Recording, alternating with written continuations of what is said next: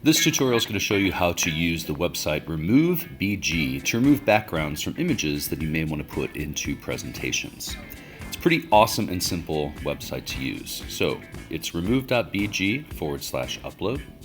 And you can upload an image from your laptop, or you can use a URL, which is typically what I like to do. And then I'm going to go out and find the picture whose background I want to remove. I'm going to open up my picture from my Google image search. I'm going to right click on that image, and I'm going to copy the image address. I'm going to go back to my RemoveBG, click on the URL, paste it in there, click OK. And it will remove the background. It's pretty good at it, right? So it does a pretty good job. It looks pretty clean and nice. If the background isn't completely removed, you can edit. So you can open up this edit option, and then you can go in with your little eraser tool and erase anything that didn't get erased. You can also do some little editing and upload a background if you wanted to do that in here. But for the most part, the site simply removes backgrounds, and that's really what I use it for.